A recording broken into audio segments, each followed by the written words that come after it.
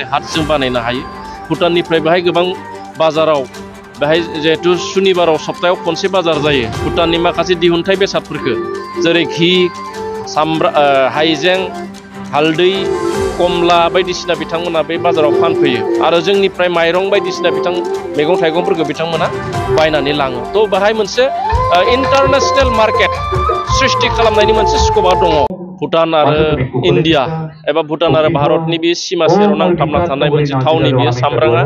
30 बोसोरसोनि सिगां बेहाय टाउन मोनसे दङमोन भुटाननि माखासे बेले बेजेनि थाखाय बा भुटानाव मोनसे दाङाबाजि जादोंमोन बै समाव बयबो मिथिगौ बेनि थाखाय बे जायगानिफ्राय मानसिफ्रा जायखारलांबाय नाथाय दिनै थासारिया मोजां जाबाय जोंनि ओनसोलावबो गोजोन थासारि फैबाय दिनै जेबो हिंसायारि जाथाय बा गिथावना जाथाय बे ओनसोलाव जालिया दा बेखायनो बे ओनसोलथिं गोबां मानसिफोर दावबायफैयो नाथाय दावबायारिनि थाखाय माखासे जोङो खामानि बेहाय मावनो गोनां दङ आङो सावरायगोन जोंहा टुरिजिमनि मावफुं सोद्रोमा दङ आरो जोंहा फरेस्टनि मावफुं सोद्रोमा दङ बिथांजों सावरायगोन मानगोनां बिथांजोंबो आं सावरायगोन जोंहा इन्टारनेशनेल बर्डाराव माखासे हाट जों बानायनो हायो भुटाननिफ्राय बेहाय गोबां बाजाराव बेहाय जेहेतु सुनिबाराव सप्तायाव खनसे बाजार जायो भुटाननि माखासे दिहुनथाय बेसादफोरखौ जेरै घि सामब्राम हाइजें हालदै कमला बायदिसिना बिथांमोना बे बाजाराव फानफैयो आरो जोंनिफ्राय माइरं बायदिसिना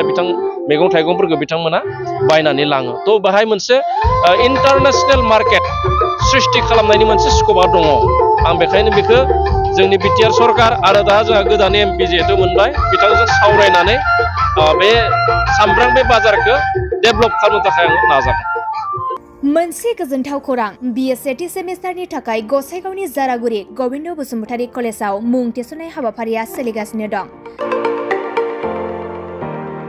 गिबि 100 फरायसाफोरनि थाखाय स्पेशल अफार आरो गुबुन गुबुन रोखोमनि बेसेन नाङै क्लासनि सुबिदा होनानै मुं थिसननाय हाबाफारिया सोलिगासिनो दं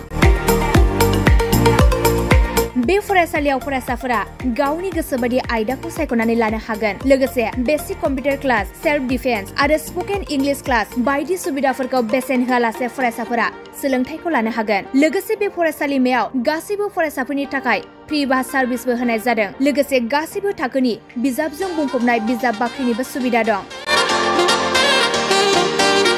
आरो बे खेबनिफ्राय एग्जाम सेन्टार हिसाबै फरायसाफोरा गावनिनो आंगो गबिन्द बसुमतारी फरायसालिमायावनो आनजाद होनो हागोन बिनिखायनो गासैबो जौसिन फरायसालिनिफ्राय उथ्रिसारनाय फरायसाफोरखौ गबिन्द बसुमतारी फरायसालिमायाव खम बेसेनावनो एडमिसन लानानै गोबां सुबिदाफोरनि खाबु लानो हागोन बांसिनै मिन्थिनो थाखाय 9101784754 7002 71929 97066808878 नम्बराव नोंथांमोना खौरां लानो हागोन